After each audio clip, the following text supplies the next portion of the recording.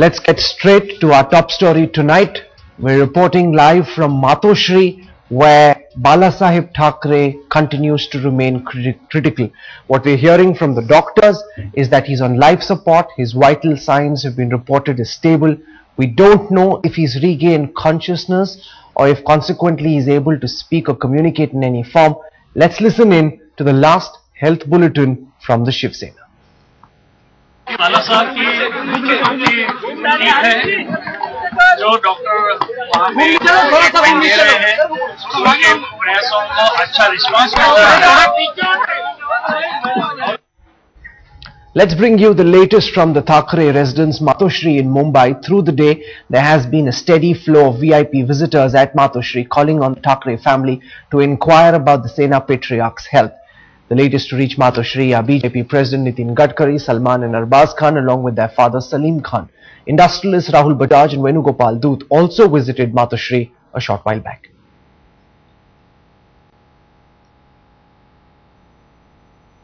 कैसी तबीयत है अभी माँ बाप की? आपको आदि पुरुष से बताया जाएगा। डॉक्टर्स के इच्छा के अनुसार या उनके आदेश के अनुसार आपको बताया जाएगा। जी sir, thank you. Uddhav ji से मुलाकात हुई और साहब स्टडी है एकदम एंड पूरी कोशिश में डॉक्टर्स लगे हुए हैं और हमें इस बात का उम्मीद है कि बाला साहब जो है फिर से खड़े होंगे और उसी तरीके से हमारे सामने आएंगे। इस वेरी स्टडी पूरी स्टडी है और बेटर है, वो स्टेबल है और बस यही प्रार्थना करें एकदम ठीक हो जाए। हम सब लोग यही दुआ चाहेंगे। नाजुक है, हम लोग भी चिंतित है। अरे एक घंटे में हम लोग वहां से जानकारी दे रहे हैं। मैं महाराष्ट्र का प्रभारी हूं पार्टी का, इसलिए मैं अभी यहाँ आने के पहले भी मैंने जानकारी लिया। थोड़ा क्रिटिकल है। जिस प्रकार से उन्होंने जीवन में संघर्ष किया है, साहस के साथ मुझे पूरा विश्वास है कि वे इस बीमारी से भी बाहर निकलेंगे। One of the people who've just stepped out of Matoshri and in fact went and checked out Bala Thackerays condition is Venugopal Doot, chairman of Videocon Industries. He's now joining us from Mumbai. Mr. Doot, what can you tell our viewers about Bala Thackerays condition, especially since you're amongst the few who managed to meet his family members? You see, I and Rahul Bajaj both today morning went to Siddhivinayak temple and met Bala Thackeray's family members and also Dr. Trivedi. And after inquiring, they were saying that life support system is getting removed and he is responding to the doctor's treatment. Especially Raj Thackeray and Uddhav Thackeray, both were very nervous. Rahul Bajaj condoled Raj Thackeray and said that this is the time you should take care of all the Bala Sahab's health, and then everybody got some type of enthusiasm that the doctor is saying that Bala Sahab is getting improving, and after all he is 86 and at 86 anything can happen. But from today onward, if he improves for next 15 days, there is a good chance that people of Maharashtra will get his blessing for some more time. Just stay with me for a moment, Mr. Doot. Twitter has been abuzz with activity in tandem of news of Bala Sahib's health. Madhur Bhandarkar tweeted, Bala Sahib has always been a fighter and it is with that spirit that I wish he spring back to health soon. Strength be to him. That was Madhur Bhandarkar.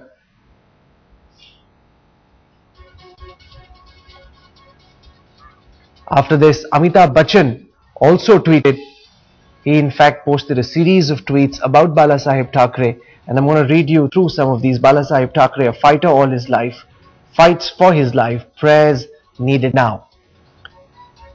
Renowned television producer Pritish Nandi also tweeted.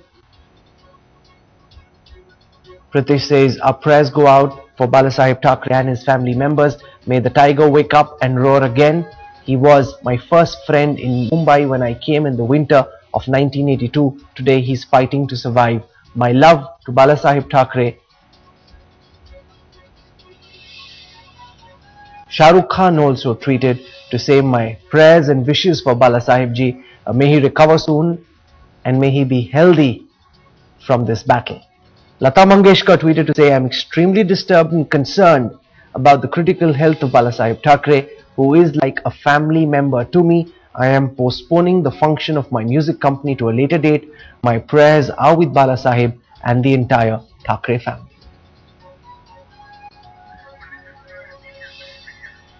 Ashok Pandit, well-known Bollywood producer, also went to Matoshri this morning. He's also joining us on this broadcast now. Mr. Pandit, can you describe for our viewers your interaction with the Thackeray family and what is it that they told you about his health? Well, me and Madhur Bhandarkar visited Uddhav ji in the afternoon, and we had gone inside with definitely a lot of depression and a lot of sadness. But when we met Uddhav ji and Rashmi together in the house and senior Sena leaders there was a lot of positivity, there was a lot of confidence, and Uddhav and Rashmi were very positive and told us that he is stable and things are looking very positive. But that is what other Sena leaders like Subhash Desai or Sanjay Raut, Ravindra Vaikar, all of them said the same thing. So we came out with a lot of positive feelings, and we thought that the fighter, this man has been all over, all through his life, positive personality, a solid fighter. He will definitely come back to his original form. That is what feelings we took from there, and we came out from Matoshri. Did you get an opportunity to interact with Raj or with Uddhav? And can you tell our viewers about what is it that the doctors are telling those people who are coming to visit the Thackerays? No, Raj ji was, we couldn't meet him, definitely not, but Uddhav ji and Rashmi, his wife, were with us, and they spoke to us at length, and they were very nice enough, and there was a lot of calmness, a lot of poise, and there was a lot of dignity in their entire, handling the situation and all that. And they said that we are very confident that Bala Sahib will be all right, and with the prayers of so many people outside sitting on the road and singing bhajans and artis and all that, he was very confident that these prayers will work, and Bala Sahib will be okay and he'll be fine as far as his health is concerned. And doctors, definitely we couldn't meet the doctors also because they were all on top in the special room, which is where Bala Sahib is there. But meeting Uddhav and Rashmi itself was more than enough to give us that confidence, about a man whom I respected a lot and who was very close to, and he has a lot of obligations to me and my entire community. So we are all praying for his good health. Stay with me for a moment, Ashok. Even as Bala Sahib Thackeray battles for his life, there has been a long-running battle for his legacy between his son and his nephew. The question that's being asked at this time is, will they be able to come together? Ever since Bala Sahib Thackeray fell ill, Raj Thackeray has paid several visits to Matoshri. He's been sitting alongside Uddhav Thackeray. Is there a possibility of a rapprochement? Let's take a look at this. Uddhav and Raj, carved from the same stone but as different as chalk and cheese. Both of them contenders to Bala Sahib's contentious legacy of militant Hindutva. Has Raj stolen a march over his cousin? In a September interview to Samna, Bal Thackeray seemed to make an appeal to his followers. Keep the loyalties intact. Do you change your parents? Then don't change your party. Bal Thackeray's decision to anoint Uddhav the successor in 2004 left Raj stunned. 2 years later, Raj formed the Maharashtra Navnirman Sena. The bitter feud between the cousins shut the Sena out of power in Maharashtra and left the aging tiger mortally wounded. Asked by his Marathi mouthpiece why no one could inherit his legacy as a cartoonist, Thackeray said, "Who will take it forward? I thought Raja will carry it forward." Raj has been quicker to borrow his political ideology from Bala Sahib. His vicious opposition to immigrants from North India and his constant emphasis on the Maratha Manus is copybook identity politics as perfected by Bala Sahib himself. History were to judge him, they would largely judge him on the negativism, on the resentment that his politics was built on. Here was a man who renamed Bombay. Here is a man who dug up the cricket pitches of Bombay. Here is a man who basically, got movies banned, who got books banned, who... But in his son Aditya Thackeray, Uddhav may have found an antidote to Raj's growing popularity. But even better will be a rapprochement with his estranged cousin. The two have recently been close, Raj visiting Uddhav when he was undergoing a heart surgery, and again by the patriarch's side as he fought death. He was in that sense epitomized ultranationalism, rabid right-wing politics, a unique personality, but also a personality riddled with contradictions. The battle between the cousins created the epic Mahabharata. Calling a halt to hostilities between the Sena and the MNS could reignite their fortunes ahead of the 2014 elections. Bureau Report, headlines today. Good or bad, Balasaheb Thackeray just could not be ignored. What we're about to do now, before we get into our big discussion, is pick out 10 of the key moments that defined Balasaheb Thackeray's life. He's been out of power for about 13 years, but his brand of politics has attracted several imitators. Let's take a look at some of the key moments from the life and times of Bal Thackeray.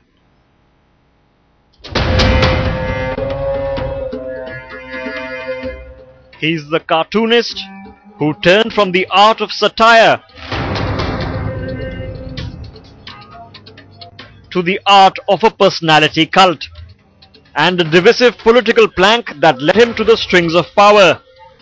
This was his first mega campaign in Mumbai in the late 60s, after the formation of the Shiv Sena in 1966. This is the same man addressing a mega rally in Mumbai 4 decades later. Here you see him with the DMK's Karunanidhi. Thackeray had just started a campaign against South Indian migration to Mumbai. 5 years later, here he is with Indira Gandhi, a supporter of the imposition of emergency. It was this grand alliance with Sharad Pawar and George Fernandez that brought Thackeray into the political center stage, a war against the Mill Workers Union. Thackeray's relations with Amitabh typical of the frequent swing of his emotions. First, he supported a ban of Amitabh's movies in the aftermath of the Bofors scandal. Then this meeting changed it all. A lifelong friendship blossomed. This was the moment of victory as the BJP-Sena alliance came to power in Maharashtra. Thackeray sporting at the sound of fireworks in Girgaon Chowpatty as Advani looked on. Then the swearing-in ceremony. In the years that followed, Thackeray would be branded the sobriquet of the remote control. But the firebrand also had a lighter side, seen here playing billiards, carom, and even celebrating with champagne.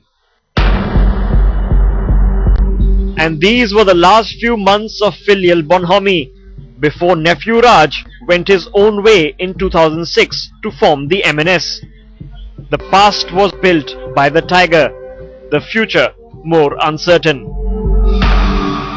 Bureau Report, headlines today. The tiger is ailing, Mumbai is fearful, and viewers trying to deconstruct the life and times of Balasaheb Thackeray, one of the most divisive, controversial politicians of our time. We're joined now by Veer Sanghvi. Professor Deepankar Gupta is joining us. Sudhir Tailang, well-known cartoonist, also with us on the show. Also with us at this time are Ashok Pandit, film director, and Venugopal Doot from Videocon Enterprises, both of whom went and met the Thackeray family this afternoon. I want to start with Veer Sanghvi. Explain to our viewers the Balasaheb Thackeray phenomena, because many people watching TV, don't really know what really propelled him to the sort of position that he occupied for so long in Maharashtra politics. I just think to remember about Bal Thackeray is that he founded the Shiv Sena and came to national prominence around the time Indira Gandhi became Prime Minister. Everybody else from that era is long dead and gone. Bal Thackeray outlasted them all. During that career, there were many twists and turns. He was essentially a creation of the Congress. He was created by VP Naik, who was the Chief Minister of Maharashtra, to fight the communist trade unions, and then in 1967 to beat up Malayalis as part of this campaign against Krishna Menon. From then, he stayed a Congress person for a very long time. This is something people forget. In 1976, his press was closed down. He was persecuted during the emergency. But he blamed that on Shankarrao Chavan, who was the chief minister. And when Mrs. Gandhi was arrested by the Janata government, he declared a Bandh in Bombay. Till the end, he was a follower of Mrs. Gandhi. So this view of Bal Thackeray, people see him as a sort of precursor of Narendra Modi, this deeply divisive, slightly mad fascist sort of character, is a bit of a myth.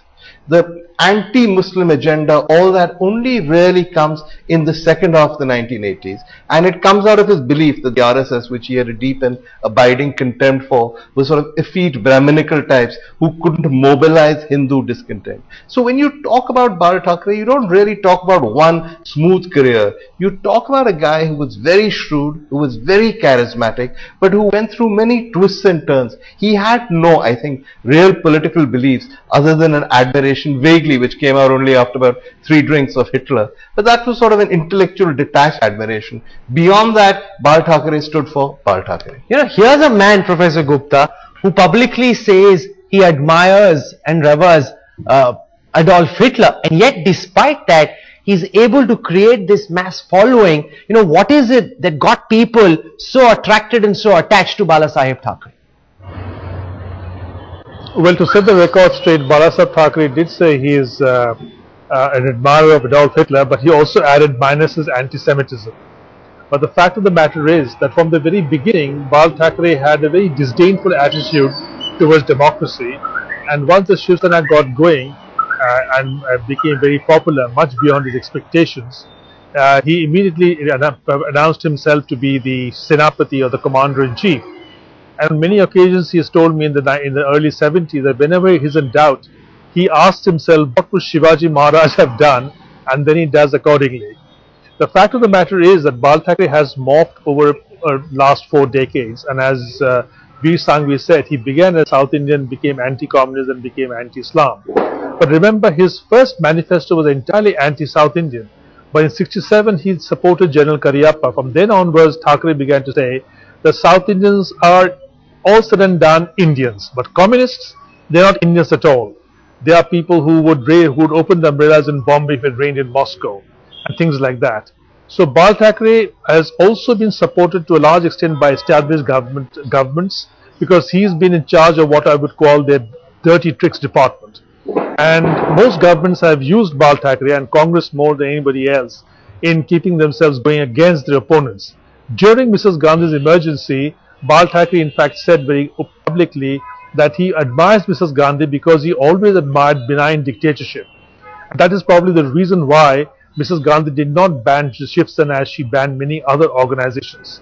The Bal Thackeray has been blowing hot and cold from time to time regarding different people, parties, organizations, so on and so forth. But he's always been able to stay alive because every party at some point or the other thought that they could use Bal Thackeray for their purpose. But I must also add that in 1966, when Bal Thackeray came, the Shiv Sena was born, it was born out of a genuine feeling amongst Maharashtrians in Bombay that they were being undermined by the migrants in Bombay, particularly in South Bombay. And many Shiv Sainiks told me that once the suburban train crosses Cherni lines and goes into South Bombay, they would hesitate to speak Marathi, and if they did, they speak a sort of voce in hushed tones.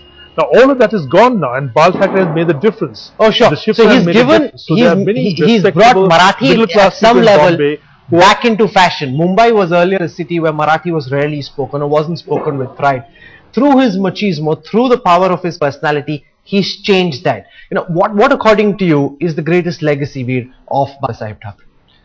Well, I mean, I dispute a lot of the stuff about Marathi not being spoken. We forget that until 1960, there was no state of Maharashtra. Bombay was the capital of a state called Bombay, which included Gujarat. So it wasn't, I mean, when he started around 65, 66, it was the assertion of a Marathi identity rather than a sort of revolt against discrimination against Maharashtrians. But that's a different discussion. His essential legacy, I always think, is that you can start out as a street fighter, you can start out as a trade unionist, move to the mainstream and become an elder statesman. Rajiv Gandhi once said to me that he thought that the Congress took responsibility for Bal Thackeray's rise. And I said, why? Because he was created by Vasantdada and VP Naik. He said, no, because in 86-87, when we aligned with Sharad Pawar and readmitted him into the Congress, we left the opposition space wide open. Who would have imagined then that Bal Thackeray would take it? And take it he did.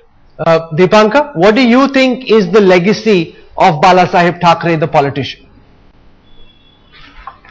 I think Balasaheb Thackerays' legacy, if you were to look at it dispassionately at this point in time, is really very, very minimal. If you were to discuss him, say in the 70s or even 80s, one might say he left a deep impact on Bombay politics, not Maharashtra politics, but Bombay politics. But right now, I don't think there's much of a legacy left, because his anti-South Indianism is gone, his anti-Islam is gone. I mean, there are other people who've taken it over and more effectively.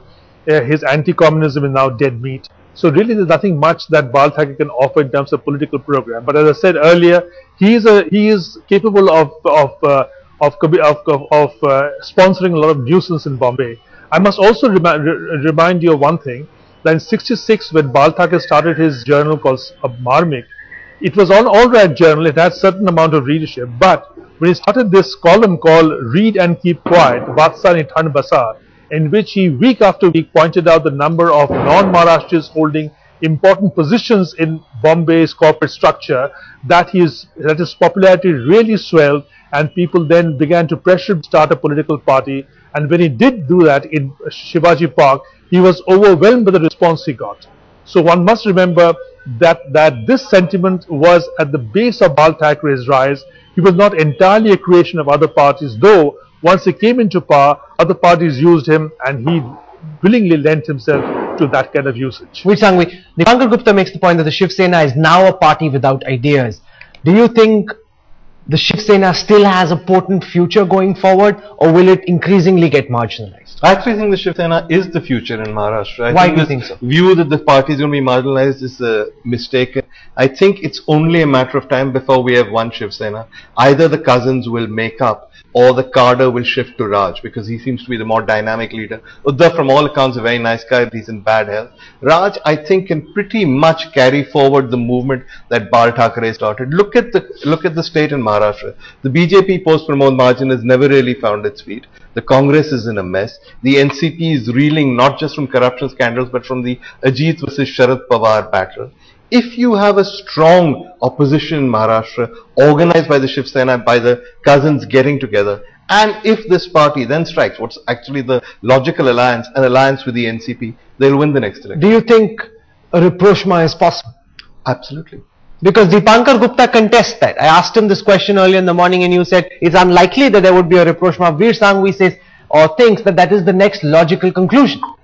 That's the next logical step for the both brothers. The future, well, we can discuss that. The future will tell us which of us is right. But the fact that the Shiv Sena to survive, it has really to reinvent itself. It cannot survive in this form.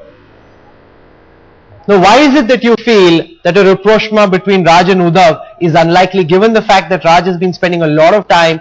He was there all through the night yesterday. He's been there today. He's coming closer. The distance that had come in initially now seems to be getting bridged. Why do you feel a rapprochement is unlikely?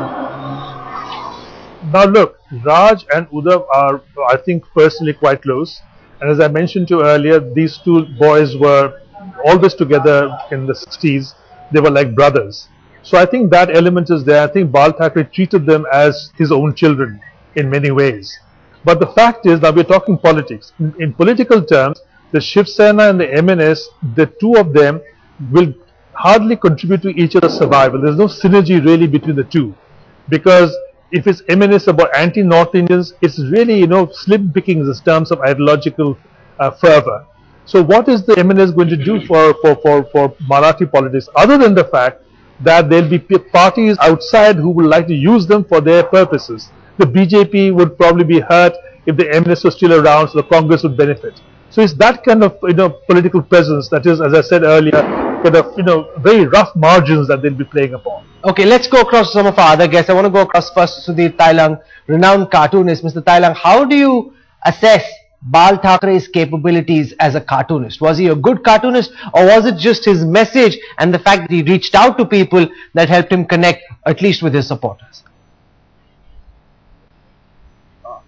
Look, Bala Sahib Thackeray is probably the only cartoonist who has seen the world from both sides of the drawing board.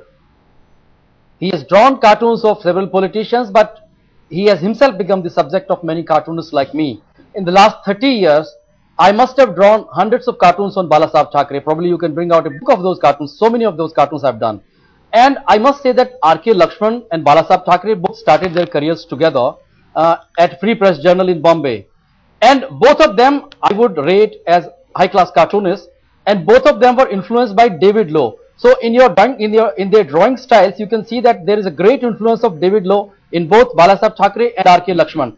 I would say that Bala Sahib Thackeray as a cartoonist, whatever his ideology, whether you love his politics or you hate his politics, but as a political cartoonist, I would say he has a very high place in this country. And at a time like this, when there are very few cartoonists left in the country and people do not want cartoonists to survive anymore, not many cartoonists are given enough space in newspapers, and not many cartoonists are liked by politicians now.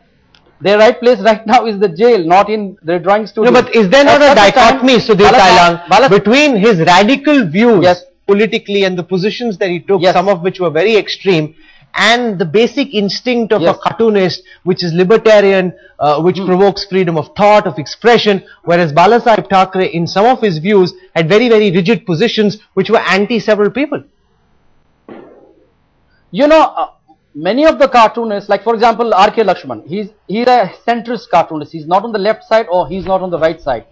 People like me, I'm also a little bit of centrist, and I attack things according to the situation. People like Abu Abraham were left of the center. So every cartoonist is influenced by some ideology. Bala Sahib Thackeray was a rightist, a radicalist, but I mean every cartoonist has to have some ideology. Okay. But Bala Sahib Thackeray's cartoons, if you look at the cartoons initially, most of them in Free Press Journal were international cartoons on subjects like Stalin, on Khrushchev, on Bulgarin, World War, Hitler. These were the characters.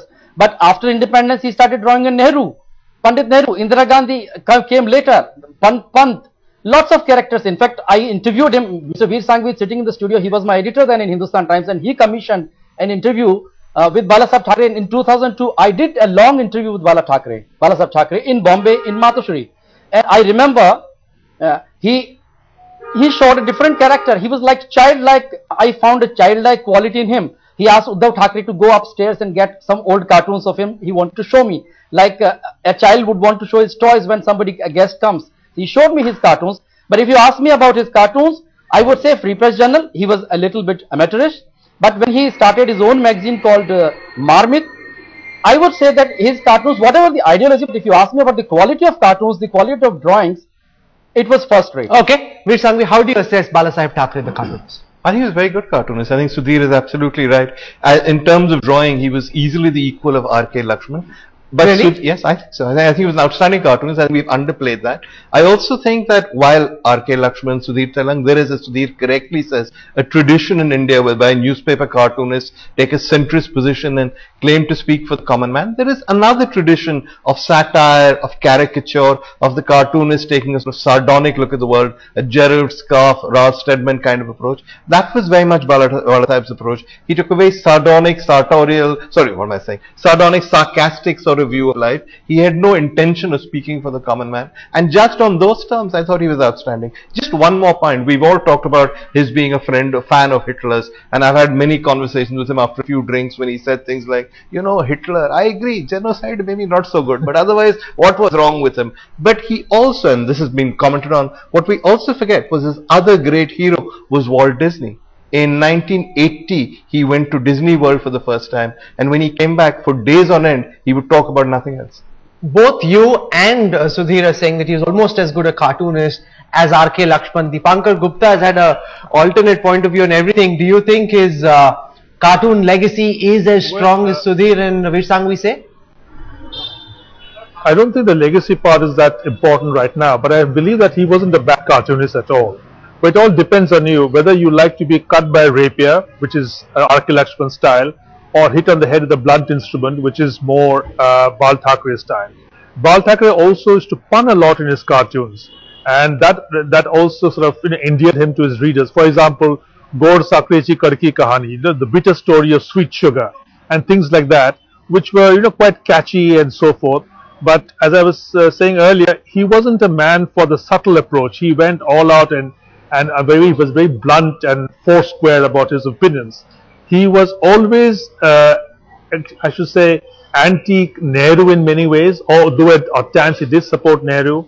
But his support for the Hindu wing of politics was, I think, always there, even before the Shiv Sena actually came into being, when he was still a professional cartoonist. You know, one of the key aspects of the life and times of Bala Sahib Thackeray, of course, is his legacy as a cartoonist. Then also there is his relationship with Bollywood, because in several occasions the Shiv Sena targeted several Bollywood directors, their films, created a massive ruckus. Despite that, Amitabh Bachchan, Shah Rukh Khan, Lata Mangeshkar, Madhur Bhandarkar, Ashok Pandit is with us on this broadcast. All of them actually went out, reached out to Bala Sahib Thackeray, prayed for his good health. And I want to go across to Ashok Pandit on this. How much of this, Mr. Pandit, has to do with the fear that Bala Sahib Thackeray evokes in Bollywood, you know, the concern about a reprisal? How much of this has to do with a genuine relationship with Bala Sahib the man? Rahul, I definitely don't agree to this word called fear. Whosoever has gone to him today is out of love, affection, and especially me, Madhur, Bachchan Saab, all those people who have gone. See, there's never been his threat to the industry. If I've done something wrong, I go and, if I go in, a lot of industry problems, I used to go and meet him. We used to go and meet him on behalf of the industry and all that. And when, believe me, when we used to go and sit with him, as Veer very rightly said, or I think Dibankar said, that he was like a child. His personality, his aura, which used to come around, used to like a father figure sitting in front of you and telling you, I think this is not right, this is wrong, this is right. And he used to convince you. He has totally been different than what his image has been portrayed out. And when you meet him in his house or in front of you, he used to make you laugh with his jokes. He used to, being a satirist, his lines on politics, his lines on the industry, his lines on the actors, on the directors, it was full of humor. What I would definitely like to say, Rahul, is that right from beginning, one question always rises in your mind as a filmmaker or as a citizen. Ki Bala Sahib is the only leader after the generation of Nehrus and Gandhis and, you know, Vallabhbhai Patels and Lal Bahadur Shastri, that on one call, lakhs and lakhs of people are ready to give their life for him. Others get people by paying them. The charisma which this man has, the aura which this man has around him, I think that has to be, you know, considered. And one more thing, when we had problems, Rahul, I think this is a great salute to this man. When we were out on the streets, the entire Kashmiri Pandits community, I went to him and he told me, what do you want?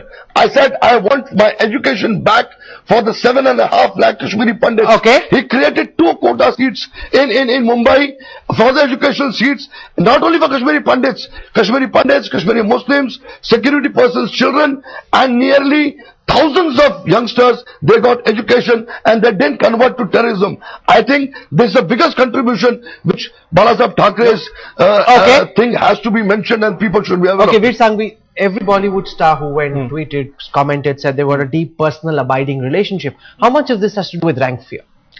Only some of it, Rahul. I think one of the many contradictions of Bal Thackeray was that he was like the ultimate fan. He was star crazy. He launched a boycott of Amitabh Bachchan at one stage after Bofors, quickly retired from that position. And when Amitabh was really in trouble during the VP Singh government, he was the one person who spoke out openly for Amitabh.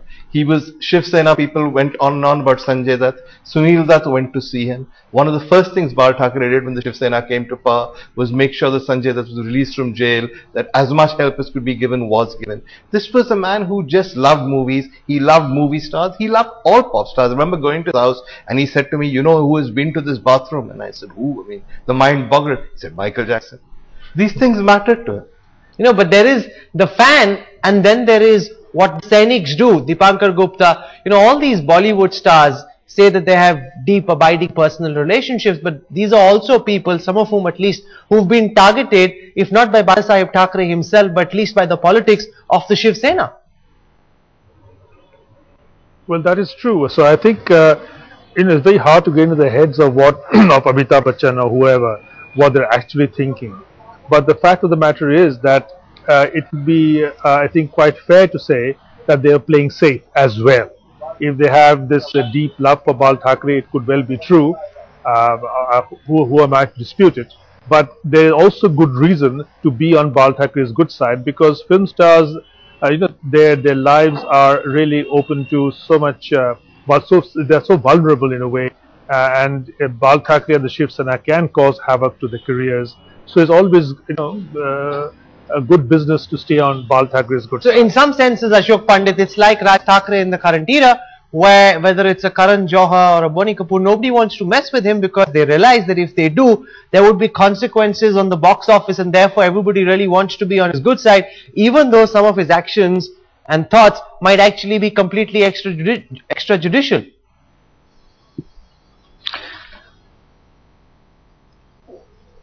Rahul, you have to know Balasaheb very personally, and you have to be with him for some time to understand that whosoever has gone to him today is out of love and affection towards him.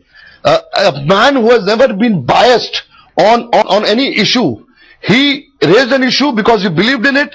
He raised an issue because he believed very strongly about it.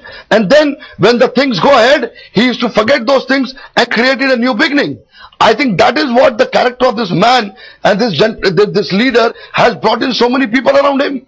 I'm sure nobody in the industry till date to now has any ill feeling or any grudge against Balasaheb Thackeray. Okay. Fear is a psychosis which has been created by I don't want to say media, but his personality, his persona, his workers, his people, and his straight talking without mincing words, without going into different lanes. He spoke what he believed in. He thought what he believed in. He didn't get carried away with whatever politics is going on. The Washington Post. He has his own thinking. He has his own belief. The Washington Post once described Bal Thackeray as the man who rules Bombay the way Al Capone ruled Chicago, through fear and intimidation.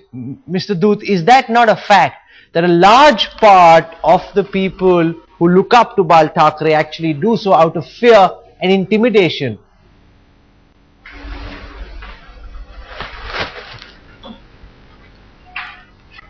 Mr. Venugopal Doot?